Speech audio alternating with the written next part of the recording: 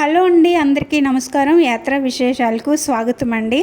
ఈరోజు మనము ఆంధ్రప్రదేశ్లోని శ్రీకాకుళం జిల్లాలో ఉన్నటువంటి స్వయంభువ క్షేత్రాలు అంటే సాలిహుండము శ్రీ కాళీమర్దన వేణుగోపాల స్వామి, రాయవలస ఎండల మల్లికార్జున స్వామి, అరసవిల్లి శ్రీ సూర్యనారాయణమూర్తి ఆలయము, శ్రీకూర్మము, శ్రీముఖలింగము, ఉమారుద్రకోటేశ్వర స్వామి టెంపుల్, వైదిక విలేజ్ కూర్మ గ్రామము, ఇవన్నీ కూడా ఒకే రోజులో దర్శించుకోవాలి అంటే ఏ విధంగా ప్లాన్ చేసుకోవాలి అనేది ఈ వీడియోలో మనం తెలుసుకుందామండి.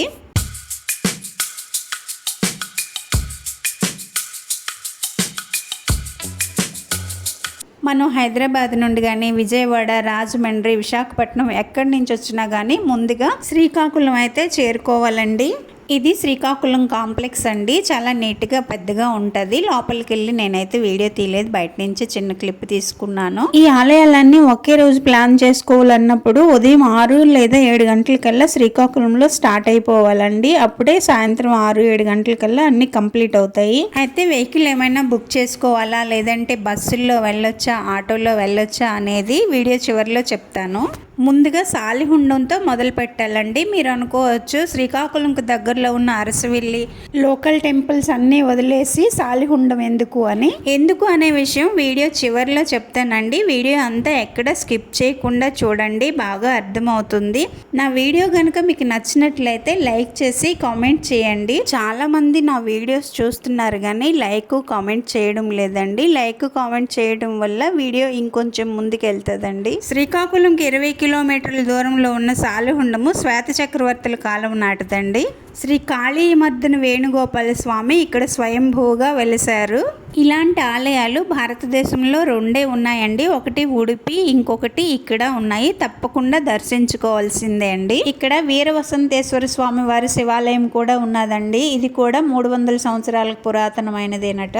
ఈ ఆలయాలు వంశధార నది ఒడ్డున శ్వేతగిరి కొండ మీద ఉన్నాయండి. ఇక్కడికి రావడానికి మెట్ల మార్గము ఉంది, రోడ్డు కూడా ఉన్నదండి. బస్సులు తప్ప అన్ని వెహికల్స్ టెంపుల్ దగ్గర వరకు వస్తాయి. ఒక భీష్మ ఏకాదశి నాడు కార్తీక మాసంలో తప్ప మిగతా అన్ని రోజుల్లోనూ చాలా తొందరగా దర్శనం అయిపోతుందండి.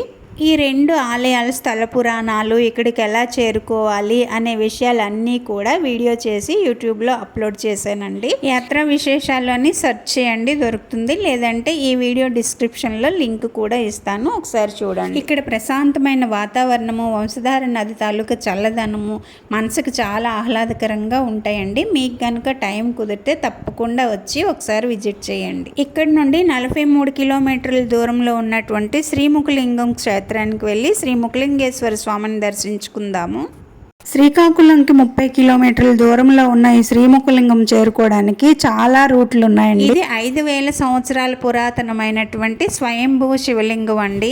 ఇప్పటికీ కూడా దేవతలంతా ఈ స్వామివారిని దర్శించుకోవడానికి రాత్రి వేళల్లో ఆకాశ మార్గంలో వచ్చి స్వామివారికి అభిషేకం చేసి దర్శించుకుని వెళ్తారని చెప్తారండి. ఈ ఊర్లో 1,000కి శివలింగం తక్కువ 1,000 శివలింగాలు ఉన్నాయటండి. ఈ ఆలయానికి చాలా స్టోరీలు ఉన్నాయటండి. అలాగే శ్రీ ముఖలింగేశ్వర స్వామిని డైరెక్ట్గా దర్శించుకోకూడదటండి. మరి ఎలా దర్శించుకోవాలి అనే విషయము, ఇక్కడ స్థల పురాణము, ఇక్కడికి ఎలా చేరుకోవాలి ఏంటి అనేదంతా కూడా ఫుల్ వీడియో చేసి యూట్యూబ్లో అప్లోడ్ చేశాను. ఈ వీడియోలో కూడా లింక్ ఇస్తాను, ఒకసారి చెక్ చేయండి. ఇక్కడ ఉదయం 6 గంటలకి స్వామివారి నిజరూప దర్శనం అండి. మీకు ఒకవేళ వీలైతే ట్రై చేయండి. ఇక్కడ మహాశివరాత్రి నాడు కార్తీక మాసంలోనూ చాలా రష్ ఉంటుందండి. మామూలు రోజుల్లో అయితే సోమవారం కొంచెం రష్ ఉంటుంది, మిగతా రోజుల్లో ఖాళీగానే ఉంటుంది. ఎంత రష్ ఉన్నా కూడా గంటన్నరలో దర్శనం అయితే అయిపోతుందండి. ఈ 2 క్షేత్రాలు దర్శించుకునేసరికి మీకు టిఫిన్ టైం అయిపోతుందండి. శ్రీముఖలింగంలో కానీ లేదంటే సింగపురంలో కానీ టిఫిన్ చేసేయచ్చు. దీన్ని సింగపురం అడ్రోట్ అంటారండి. ఇది శ్రీకాకుళం నుంచి, సాలిహుండం నుంచి, శ్రీముఖలింగం నుంచి ఎక్కడి నుంచి వచ్చినా కూడా, ఎటు వెళ్ళినా కూడా ఈ జంక్షన్ దాటుకునే వెళ్తామండి. ఇదిగోండి హోటల్ బృందావన్. ఇక్కడ ఎక్కువ హోటల్స్ ఏమీ ఉండవు, ఏదో 1-2 ఉంటాయి. తర్వాత శ్రీముఖలింగానికి కేవలం 1 కిలోమీటర్ దూరంలో ఉన్నటువంటి సరళ జీవనం ఉన్నత చింతనం అనే నినాదంతో ప్రకృతి అందాలతో అల్లరారుతున్నటువంటి వైదిక విలేజ్ కూర్మ గ్రామాన్ని మిస్ అవ్వకండి. భక్తితో నిండిన ఈ వాతావరణంలో కొంతసేపు గడిపిన మనసుకి ఎంతో ప్రశాంతత లభిస్తుందండి. ఈ చిన్న చిన్న పిల్లలు ఇక్కడే ఉండిపోతారా? ఇక్కడ ఉంటారు. ఎవరైనా ఇక్కడ పూర్తిగా ఇక్కడే జాయిన్ అవ్వాలనుకుంటే ఫస్ట్ మనం వాళ్ళు ఒక వారం రోజులు ఉండమంటాము. తర్వాత ఒక నెల, ఒక 2 నెలలు, ఒక 6 నెలలు, ఒక సంవత్సరం బట్టి వాళ్ళకి ఒక అబ్జర్వేషన్ చేసి వాళ్ళు ఇక్కడ ఉన్న నియమాలన్నీ పాటించగలుగుతున్నారు లేదా అని 3-4 రోజులు ఉండాలంటే కూడా ఉండొచ్చు. ట్రీట్మెంట్ మోస్ట్లీ ఆయుర్వేదమే వాడతాము. లేదు ప్రభుజీ, వైదిక ధర్మాన్ని ప్రచారం చేయాలనే ఐడియా ఎవరికి వచ్చింది? ప్రభుపాద్ వారు ఇస్కాన్ ఫౌండర్ ఉన్నారు, ప్రభుపాద్ వారు. సో ఆయన ఇచ్చిన ఐడియా అండి. ఫ్యూచర్లో ఇక్కడ ఏమైనా డెవలప్మెంట్ చేయాలనుకుంటున్నారా? ఇలాగే భారతీయ సంస్కృతిని, సాంప్రదాయాలను పాటిస్తున్నటువంటి ఇలాంటి గ్రామాలను, ఇలాంటి వారిని మనం తప్పకుండా ప్రోత్సహించాలండి. ఒక 5 నిమిషాలు ఫ్యాన్ కానీ మొబైల్ కానీ లేకుండా ఉండలేని ఈ రోజుల్లో భగవద్భక్తిలో కాలం గడపటం చాలా గ్రేట్ కదా. కూర్మ గ్రామం ఫుల్ వీడియో చేసి అప్లోడ్ చేశానండి. ఈ వీడియో డిస్క్రిప్షన్లో లింక్ ఇస్తాను, చూడండి. ఇక్కడి నుంచి రావివలస వెళ్ళడానికి ఒక 20 కిలోమీటర్ల దూరం ఉంటుందండి. స్వామివారికి అభిషేకం చేయాలంటే మేడ మీదకి వెళ్లాల్సిందే.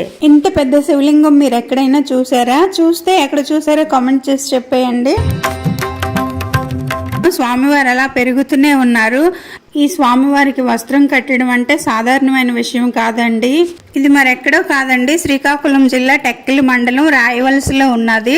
టెక్కలికి ఒక 2-3 కిలోమీటర్ల దూరంలో ఉంటుందండి. ఈ స్వామివారిని త్రేతాయుగంలో రాముల వారు, ద్వాపర యుగంలో పాండవులు పూజించినట్లుగా స్థల పురాణంలో చెప్పబడిందండి. ఈ స్వామికి గోపురం ఉండదండి. ఎండకి ఎండుస్తూ వానకు తడుస్తూ అలా ఉంటారు. దానికి కారణం ఏంటి అనేది ఫుల్ వీడియో చేసి పెట్టాను. ఈ వీడియో డిస్క్రిప్షన్లో లింక్ ఇస్తాను, తప్పకుండా చూడండి.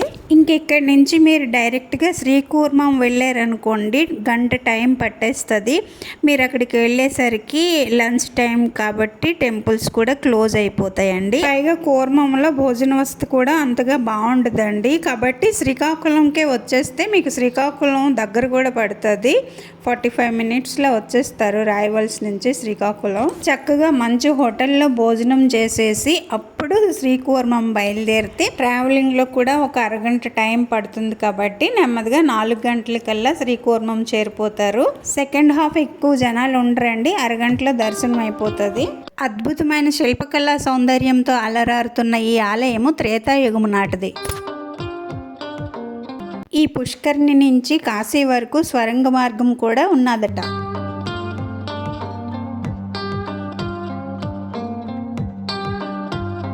తాబేలు రూపంలో కొలువై ఉన్న ఏకైక దివ్యక్షేత్రము ఆంధ్రప్రదేశ్లోని శ్రీకాకుళం జిల్లాకి 13 కిలోమీటర్ల దూరంలో ఉన్న ఈ ఆలయము పురాణ ఇతిహాసాలతో ముడిపడి ఉన్న అత్యంత ప్రాచీనమైన ఆలయం అండి. ఈ ఆలయం ప్రపంచంలోనే ప్రధాన ఆలయంగా ప్రసిద్ధి చెందింది. పురాణాల ప్రకారము ఒకప్పుడు ఈ ప్రాంతము పవిత్రమైన తపోభూమిగా ఉండేదట. అత్యంత ప్రాచీనమైన శ్రీ కూర్మనాథ స్వామి వారి ఆలయ చరిత్ర, ఇక్కడికి ఎలా చేరుకోవాలి అనే విషయాలన్నీ ఈ ఫుల్ వీడియో చేసి పెట్టాను. ఈ వీడియో డిస్క్రిప్షన్లో లింక్ ఇస్తాను, చూసి తెలుసుకోండి. ఇక్కడి నుంచి 22 కిలోమీటర్ల దూరంలో ఉన్న అరసవిల్లికి అరగంటలో చేరిపోతాము.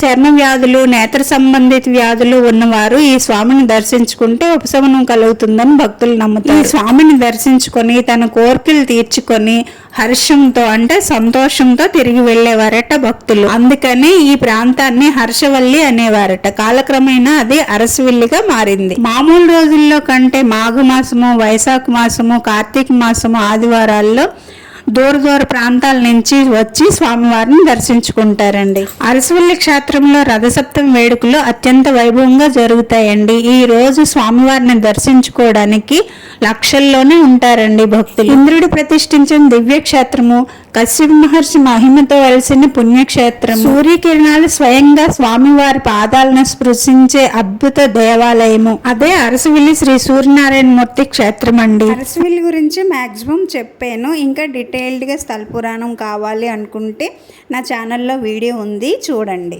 ఇంకా ఇక్కడి నుంచి అరసవిల్లికి 3.5 కిలోమీటర్ల దూరము, శ్రీకాకుళం కాంప్లెక్స్కి 1/2 కిలోమీటర్ దూరంలో ఉన్నటువంటి శ్రీ ఉమారుద్రకోటేశ్వర స్వామి ఆలయానికి వెళ్తున్నాము. నాగావళి నదీ తీరంలో ఉన్నటువంటి ఈ శ్రీ ఉమారుద్రకోటేశ్వర స్వామి వారిని ద్వాపర యుగంలో బలరాముల వారు ప్రతిష్ఠించారని స్థల పురాణం అండి.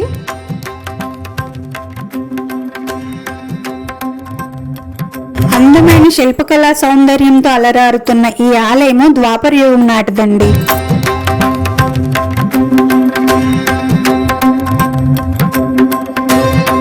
అదిగోండి శ్రీ బలరాములు ప్రతిష్ఠించినటువంటి 4 అడుగుల ఎత్తు 4 అడుగుల వెడల్పు ఉన్నటువంటి శక్తివంతమైన రుద్ర రూపంలో విరాజిల్లుతున్న శ్రీ ఉమా రుద్రకోటేశ్వర స్వామి మూల విరాట్ని దర్శించుకోండి.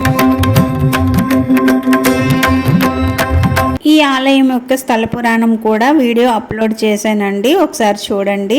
ఇవండి శ్రీకాకుళంలో కొన్ని ప్రశస్తమైన ఆలయాలు. ఇవే కాకుండా శ్రీకాకుళంలో ఇంకా మహిమాన్వితమైన అమ్మవారి ఆలయాలు, స్వయంభూ శివలింగాలు చాలా ఉన్నాయండి. అన్నీ ఒకే రోజు కవర్ చేయలేము కాబట్టి ఇలా కొన్ని అయితే సెలెక్ట్ చేసుకున్నాను. ఇలా నేను చెప్పిన పద్ధతిలో మీరు దర్శనం చేసుకుంటే ఉదయం 7 గంటల నుంచి సాయంత్రం 7 గంటల లోపల ఈ ఆలయాలన్నీ దర్శనం అయిపోతాయండి. కాకపోతే కొన్ని ప్రత్యేకమైన రోజులు అంటే ఆదివారము, సోమవారము, అలాగే కార్తీక మాసము, మాఘమాసము, వైశాఖ మాసము, ఇంకా రథసప్తమి, భీష్మ ఏకాదశి, శివరాత్రి, ఇంతే కాకుండా మామూలు రోజుల్లో కూడా ఆదివారము, సోమవారము తప్పించి మిగతా అన్ని రోజులు కూడా ఖాళీగానే ఉంటుంది. అరగంట గంటలో దర్శనాలు అయిపోతాయండి అన్ని ప్రదేశాల్లోనూ కూడా. అయితే అన్ని చోట్ల కూడా టికెట్ వెసులుబాటు అయితే ఉన్నదండి. మరి ఎక్కువ రేట్లేమీ కాదు, 100 రూపాయలు 50 రూపాయలు టికెట్ తీసుకుంటే ఇంకా తొందరగా దర్శనం అయిపోతుంది. అయితే మేము వెళ్ళింది మాత్రం మాఘమాసం అండి, పైగా ఆదివారము ఏకాదశి కూడా కలిసి వచ్చాయి కాబట్టి అన్ని టెంపుల్స్ కొంచెం రష్గానే ఉన్నాయి, లేకపోతే ఇంకా తొందరగా అయిపోయి ఉన్నాం. మాకు తెలియక సాలిహుండము ఒకరోజు వెళ్ళాము, మిగతా అన్నీ కూడా ఒకే రోజులో సాయంత్రం 6 గంటలకల్లా కంప్లీట్ చేసేసుకున్నామండి. శ్రీకాకుళంలో ఉన్న ఉమా రుద్రకోటేశ్వర స్వామి ఆలయము అలాగే అరసవెల్లి ఉదయాన్నే చాలా రష్ ఉంటాయండి. ఇక్కడే ఎక్కువ టైం వేస్ట్ అవుతుందండి, అందుకని చెప్పి నేను ముందుగా సాలిహుండం ప్లాన్ చేశాను. మిగతా ఆలయాలు కూడా అక్కడి నుంచి దగ్గర పడతాయి. 6-6:30 కల్లా ఇవన్నీ దర్శనాలు అయిపోతాయండి. మీకు ఇంకా ఓపిక ఉంటే శ్రీకాకుళం నుంచి విశాఖపట్నం వెళ్లే త్రావులో ఎచ్చర్ల మండలంలోని కుంచాల కూర్మయ్యపేట అనే గ్రామం ఉన్నది. అక్కడ 1001 మేరువులతో కూడిన రాజరాజేశ్వరి అమ్మవారి టెంపుల్ ఉన్నదండి, చాలా బాగుంటుంది. అక్కడే కోటి శివలింగాలను కూడా ప్రతిష్ఠిస్తున్నారు. మేము చాలా ఏళ్ల క్రితం వెళ్ళాము, నా దగ్గర వీడియో క్లిప్స్ ఏమీ లేవు.